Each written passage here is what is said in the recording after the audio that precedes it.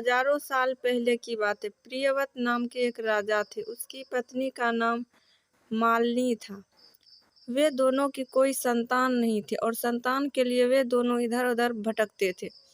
एक दिन वे दोनों जंगल में गए और वेद व्यास से मिले। वे बहुत बड़े ज्ञानी थे। तो उन्होंने कहा कि पुत्र प्राप्ति के लिए तुम दोनों एक यज्ञ करो। और उन दोनों ने यज्ञ किया। यज्ञ सफल हुआ और रानी को 9 महीने बाद एक लड़का पैदा हुआ, लेकिन वह लड़का मरा हुआ पैदा हुआ। रानी बहुत दुखी हुई और रोने लगी।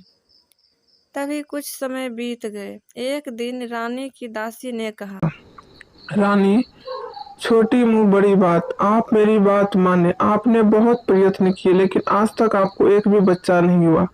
आप मेरी बात माने और एक बार छठ मैया का व्रत करके देखिए। मुझे विश्वास है कि आपको लड़का या लड़की अवश्य होगा। रानी ने यह बात राजा से कही। हमने इतने प्रयास किए लेकिन आज तक हमारी गोद नहीं भरी है। आप एक बार मेरी बात माने और हम छठ मैया का व्रत करना चाहते हैं। भगवान ने चाहा तो हमारी यह पूजा व्यर्थ नहीं जाएगी। राजा ने उनकी बात मानी और उन दोनों ने बहुत ही विधि विधान से सच्चे मन से छठ का व्रत रखा। और छठ घाट पे जाने के बाद वे दोनों पूरे शुद्ध मन से ध्यान किए।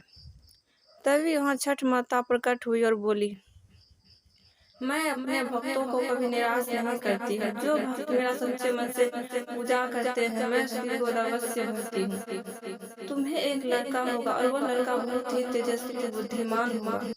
और ठीक वैसा ही हुआ। रानी को 9 महीने बाद एक लड़का हुआ। तो दासी ने कहा, महाराज, छठ मैया कभी किसी को निराश नहीं करती है।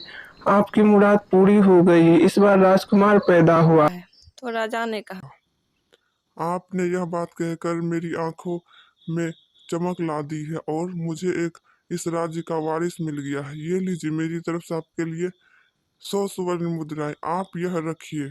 मैं आज बहुत खुश हूँ कि मेरी मुराद छठ मैया ने पूरी कर दी। उसके बाद राजा रानी दोनों पूरे खुश होकर रहने लगे और राज्य को एक वारिस मिल गया। राजा रानी अपने राजकुमार को लेकर बहुत ही खुश थे और तब से छठ मैया पर विश्वास आज तक बना हुआ है। और जो कोई छठ मैया का व्रत करते हैं उसकी मुराद अवश्य पूरी होती है।